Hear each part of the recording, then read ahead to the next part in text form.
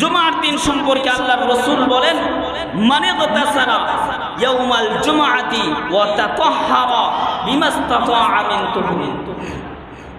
আল্লাহর রাসূল বলেন, জুমার দিনে যেই বান্দাটা গোসল করবে এবং ভালোভাবে পবিত্রতা অর্জন করবে, ওয়াসুম্মা দাহানা আও মাসসা মিন তাইবিন, এরপরে শরীরে সুগন্ধি ব্যবহার করবে, সুম্মা রাহা ইলাল মসজিদ, এরপরে মসজিদের দিকে রওনা হবে, ফালাম ইউফাররিক বাইনা ইসনাইনি, মসজিদে গিয়ে দুইজন মানুষের মাঝে ফাঁকা করবে না, বরং ফাঁকা জায়গায় বসে ফাসাল্লা মা কুতিবা লাহু, যত রাকাত সম্ভব নামাজ আদায় করবে। সুম্মা ইদা খারাজাল ইমাম ইয়াখতুবু আনসাতা, এরপরে যখন ইমাম সাহেব খুতবা দেওয়ার জন্য বের হবে, খুতবা দেওয়ার জন্য যখন দাঁড়িয়ে যাবে, তখন মুসল্লি খুব চুপ থাকবে, আনসাতা, চুপ করে থেকে খুতবা শুনবে। আল্লাহর রাসূল বলেন, গুফিরা লাহু মা বাইনাহু ওয়া বাইনাল জুমআতিল উখরা, এই বান্দার এই জুমা থেকে আর আগের জুমার মাঝের যত গুনাহ আছে সবগুলো গুনাহ তার মাফ করে দেওয়া হয়। মাফ যদি চাই তাহলে আমাদেরকে এক নম্বরে মানে জুমার দিনে গোসল করতে হবে। এক নম্বরে কি করতে হবে? গোসল করতে হবে। এবং ভালোভাবে গোসল করতে হবে, পবিত্রতা অর্জন করতে হবে। এরপর আল্লাহর রাসূল বলেন, তেল, সুগন্ধি জাতীয় তেল অথবা সুগন্ধি আতর ব্যবহার করবে। এরপরে মসজিদে আসবে, এসে পিছন দিকে যদি জায়গা থাকে তাহলে পিছনে বসবে, আর সামনে জায়গা থাকলে সামনে বসে পড়বে।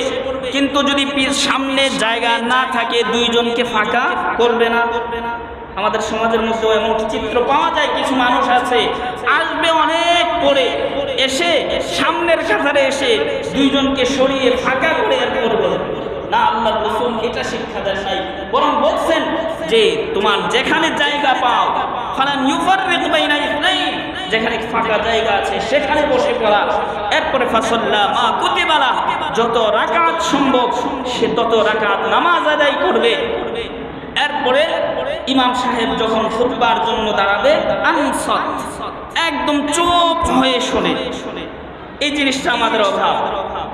আমরা যখন ইমাম সাহেব বয়ান করেন তখনও কথা বলতে থাকি, ইমাম সাহেব যখন খুতবা দেয় তখনও আমাদের মাঝে কিছু লোক কথার মধ্যেই থাকি। অথচ এটা নয়, অনেক বড় ভুল, অনেক বড় ভুল কাজ। ইমাম সাহেব খুতবার জন্য যখন দাঁড়াবে তখন সব কাজ বন্ধ হয়ে যাবে, হাঁটা চলা সব বন্ধ হয়ে যাবে। যে যেখানে আছে সেখানেই বসে যাবে, যে যেখানে আছে সেখানে দাঁড়িয়ে বা বসে ইমাম সাহেবের খুতবা শুনবে, এটাই হলো তার কাজ। যদি এই কাজটা করতে পারে তাহলে আল্লাহর রাসূল বলেন, গুফিরা লাহু মা বাইনাহু ওয়া বাইনাল জুমআতিল উখরা, এই জুমা থেকে এর আগের জুমা পর্যন্ত মাঝের যত গুনাহ আছে সব গুনাহ মাফ করে দেওয়া হয়।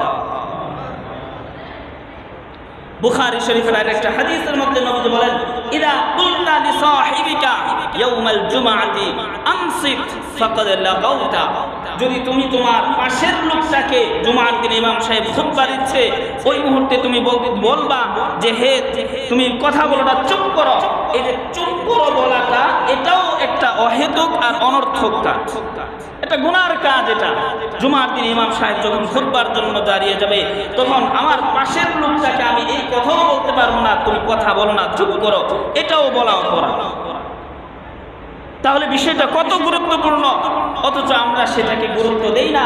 ইমাম সাহেব খুতবা দিচ্ছে, আমরা আমাদের কাজ চালিয়ে যাই। অথচ না, এটা মসজিদের উন্নয়নমূলক কাজ হইলেও এটা বন্ধ রাখতে হবে। যখন ইমাম সাহেব খুতবার জন্য দাঁড়িয়ে যাবে তখন সেই টাকা তোলা অথবা টাকা লেনদেন করা অথবা হাঁটা চলা করা সব কিছু বন্ধ করে দিতে হবে এই মুহূর্তে খুতবা চলা অবস্থায়। যদি আমরা এই কাজটা করতে পারি তাহলে আশা করা যায় আল্লাহ তাআলা আমাদেরকে যে পরবর্তী জুমা, আগের জুমা থেকে এই জুমা পর্যন্ত সমস্ত গুনাহ মাফ করবেন। আর যদি না পারি তাহলে মাফের পরিবর্তে আরো গুনাহ হবে আমাদের।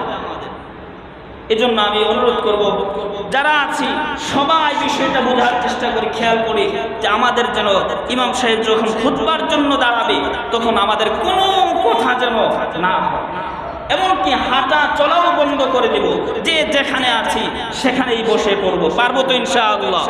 পারবো না ইনশাআল্লাহ? আল্লাহ তাআলা আমাদের সকলকে বুঝার আমল করার তৌফিক দান করেন। আমিন। ওয়া আখিরু দাওয়ানা আলহামদুলিল্লাহি রাব্বিল আলামিন।